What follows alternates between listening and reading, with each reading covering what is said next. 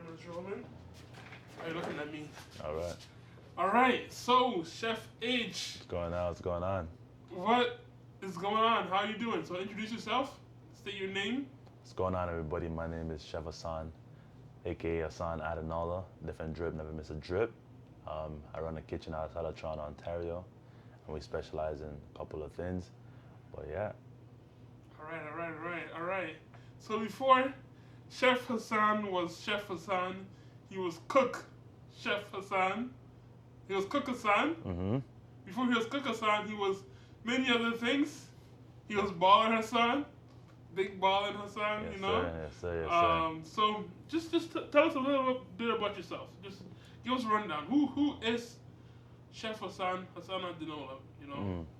Well, you know me, I have to tell you guys, me, I'm a Nigerian boy at heart, you know? Fine boy.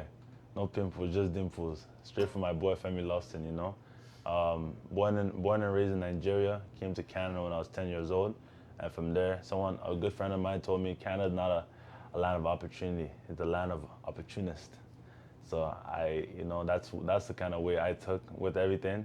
The goal was I see my parents working so hard, and my goal was if they can work this hard, why can't I not do it? You know, and you come to this country, you don't have all the eggs in your basket, but it's your job to go and try to find those eggs and try to find the people that can help you get to the goal that you need to get to. And that's what I've been doing since I was in grade 4, grade 5, starting from just learning the English, learning the language, getting myself around people that I know, are doing stuff in their lives, trying to reflect them and take a little something out of what they've experienced and learn from them, and then moving towards just getting a job general.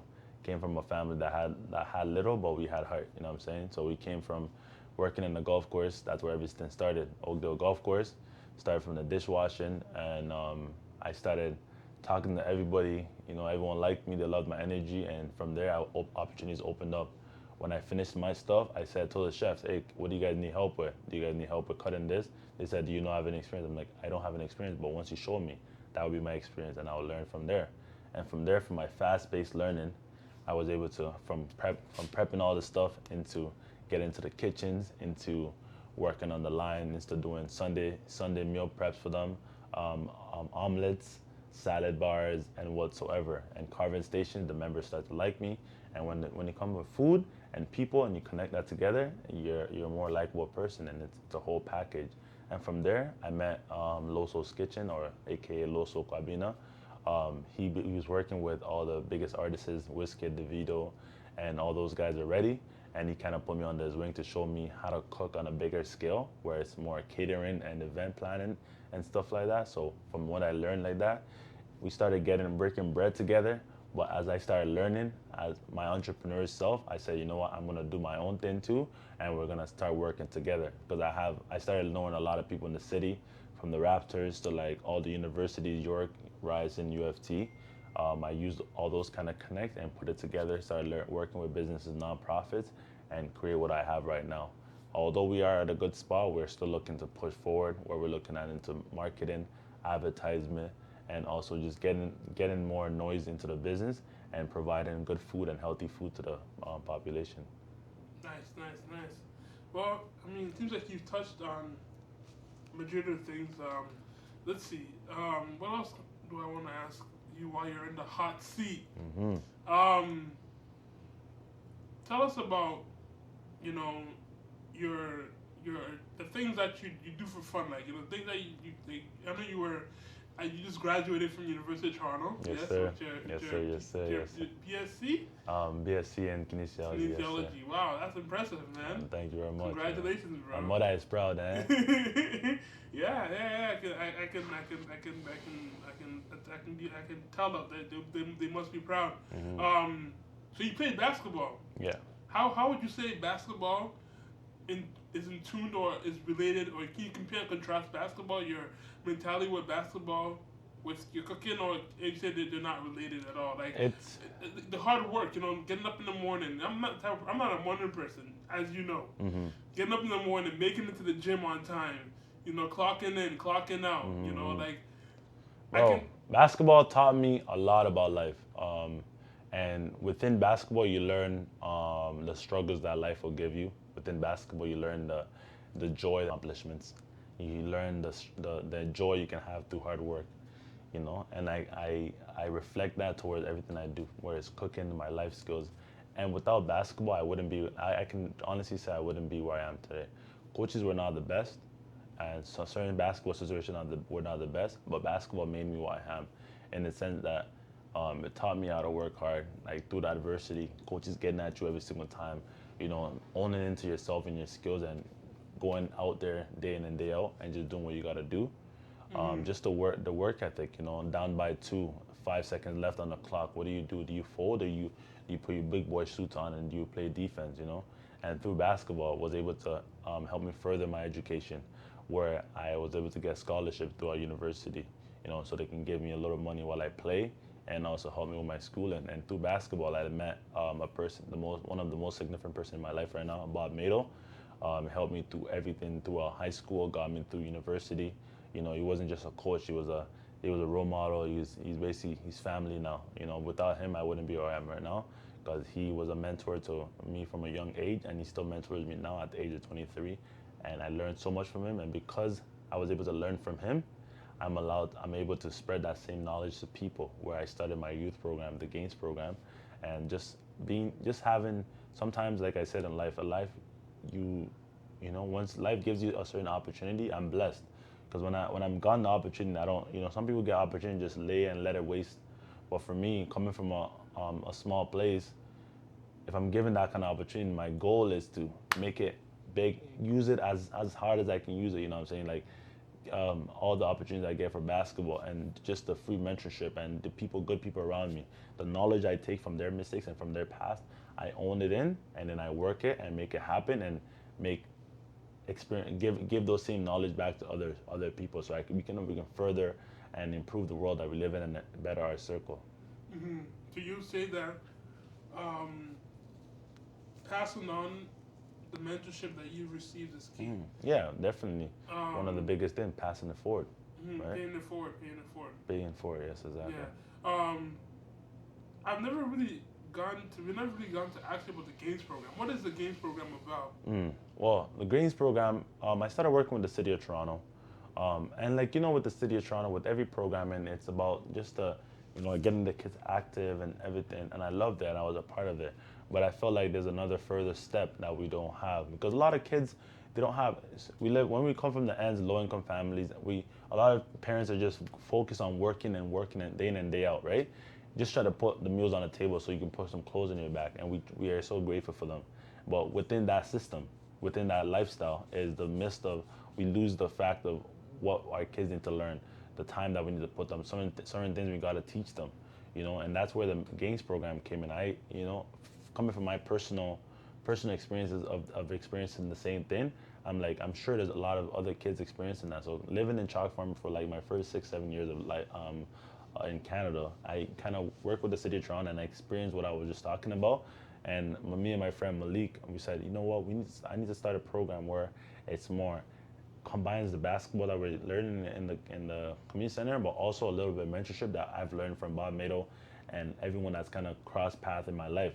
And then that's where we came with. I said, you know, we gotta start this program called GAINS, which was an acronym for Great Achievement Involves Numerous Sacrifices. And that's where we awakened the beast, and we've been doing that for 5-6 years now. We focus on workshops for the youth, life skills, leadership skills, financial literacy, media use, relationships, any kind of conversation we would need to have in order to just, you know, get through the different stuff in life. We talk about it as a group, and when we have workshops come in where we're talking about how to use a camera, something small, how to use a camera. People don't know because they don't have they don't have that in their family or whatever. So if you don't have that in your family, never seen it, it blocks your opportunity, because maybe somebody might be the best like media savvy person in their future, but if you never presented that idea to them before, the opportunity be killed, right? So a lot of times we lose experiences because of the financial standing that we're at or the environment that we're in. So the goal of the program is to best bring more resources into the community and bring it for these kids, so then they can widen their mind and outsource their energy so their future can be brighter and better and bigger and better. You know what I'm saying? That was the main major of the program. So combining the sports into mentorship and just putting it together and making it better of tomorrow. So making it more holistic. Yes. Okay. So here's a question for you. Question is, all this, I'm hearing this all and it sounds great and wonderful, but what drives you? What is the impetus? What keeps you going? Like when times are hard and you're looking down like, yo, I don't know if I can continue. What keeps you going? What keeps you just keep chugging forward? I think I ask myself that a lot of times because I think it's an internal thing. I think it's from the background, the way I grew up. You know what I'm saying? I grew up in Africa, Lagos, Nigeria, where like all I knew was just the enjoyment and playing and just being happiness. I didn't know the background of how hard my parents were working or whatnot. And I come to Canada, I get older, I started realizing how hard they're working. PSW, working 12, 13-hour shifts every single day just to put food on the table, you know what I'm saying? Mm-hmm. And then I'm like, yo, I'm grateful to be in this position, where I can just enjoy myself. My parents are working hard, I can enjoy myself. But one of the biggest things that kind of pushes me is like, I'm blessed to have, I guess it's because I have opportunities that are presented to me, like meeting Bob Mado, meeting Loso, and people that kind of advance my future. My personal energy, I just try to be a genuine and good person, just bring out energy. With like everybody else, I have my ups and I have my downs and I have my bad days and I have my good days. But I believe in positive energy and just the vibe, because when I have my bad days, my good days, I calm down. I just try to, I try to use those little conversations that I have with my mentors, those sayings that I've learned as I was getting older. Those are the little sayings that just gets me to snap out of it and get going. Everybody has their bad days. Even with the games program, not being able to have funding for it, sometimes not having enough kids come in. But it's just that like, that it is, I can't even explain it. It's just internal energy where it just, come on, let's go, let's do it. Right? And then it's the people around me that kind of encourage me with my positivity and my energy, plus good people around you, and combine that together makes a good, makes success.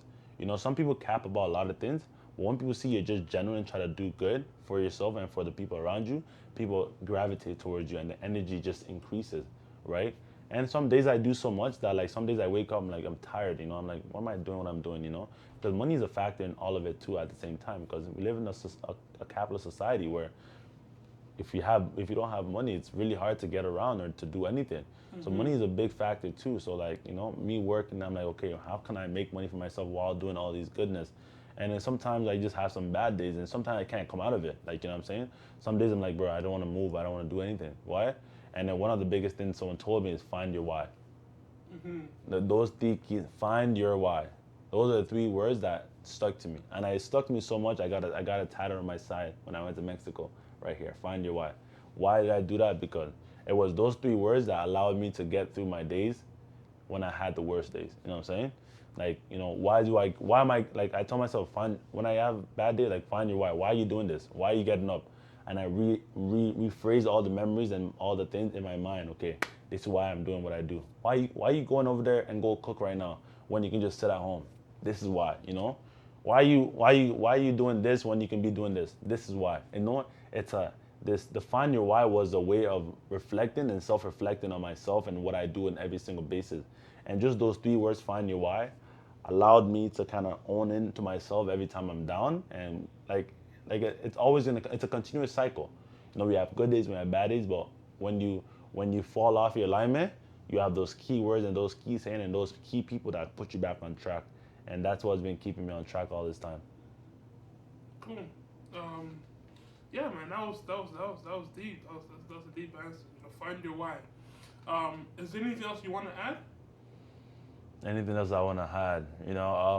Well, I definitely want people to. I know social media is one of the biggest things. So, any help is a big help. I'm looking in one of my majors now that I'm finishing the kinesiology program. And then I'm done. I'm pushing my cooking a lot more, and I'm looking into going into teachers college, and I'm also doing private coaching. I'm looking into monetizing everything I've been doing, and with the help of TD Bank that's been funding the games program, I'm looking to kind of put everything together where now instead of having all these little stuff, I want to see the future as like building it where now it's like a consistency, not just like something that, the cooking. I want to build a team. The basketball coach, I want to build a team where like, I can be the middleman where all these things are happening, and I'm just delegating and whatnot, right? That's the goal. I want to be the guy in the middle so I can delegate for everybody else, and that's what I'm trying to push towards now. Rather than something you do, oh yeah, I do this, I do that. I want to be known for that, being the guy that does those two things, and being the boss of my own enterprise. You know what I'm saying, and creating actual something that's I can let when I have children one day and say, yeah, my father Hassan Adenola did this and he left this behind for us. You know what I'm saying, and I want to have something under my name. When you hear Hassan Adenola in the future, anywhere you go, I want to be known for positive vibe, peace, enjoyment, vibes, and just a hardworking person in general. And if I'm known for that and I leave this world being known for that, I'm happy with what I've done in my life. You know what I'm saying? And that's my main goal, to just keep striving towards that and keep pushing towards that, and just living life to the fullest. On that, I'd like to say thank you. No problem, man. I appreciate you and your time, bro. No worries, no worries. That was good.